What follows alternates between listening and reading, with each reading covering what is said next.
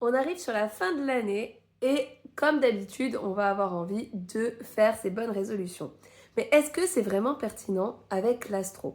En astrologie, la nouvelle année n'est pas le 1er janvier, mais elle se trouve lors du début de la saison du bélier. En astrologie, entre le 31 décembre et le 1er janvier, il n'y a pas de transit particulier. Du coup, il n'y a pas vraiment d'intérêt à se lancer dans des nouvelles résolutions et il n'y a pas de changement énergétique majeur. Alors je sais que c'est pas du tout le cas, par exemple pour la numérologie où on change d'année, donc on change d'énergie lorsqu'on change le numéro de l'année, mais du coup en astro, c'est pas du tout comme ça. Alors du coup, quels sont les points de l'année en astro où il y a un véritable changement énergétique?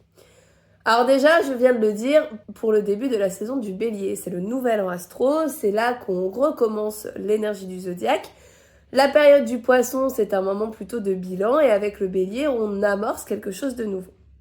Mais c'est pas le seul moment de l'année. Le moment le plus impactant de ton année au niveau astro, ça va être ton anniversaire. Puisque chaque année, lors de ton anniversaire, tu vas avoir un nouveau thème astral. Alors bien entendu, ton thème de naissance, il compte toujours. Mais tu vas avoir une nouvelle photo du ciel à chaque fois que tu vas gagner un an.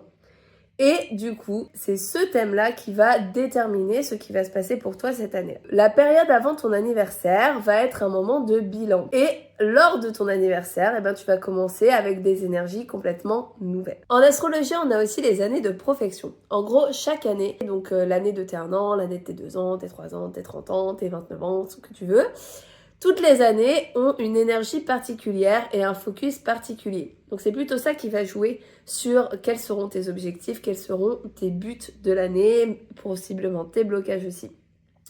Mais c'est pas du tout ce que tu vas prévoir pour la nouvelle année qui va avoir un vrai impact au niveau astrologique. Donc si tu veux une vraie analyse de ce qui va se passer pour toi dans l'année, il va falloir regarder à la fois les transits planétaires, mais aussi ton thème de révolution solaire. Si tu es intéressé, n'hésite pas à commenter Année Astro et je te donne un peu plus d'explications sur cette histoire de révolution solaire.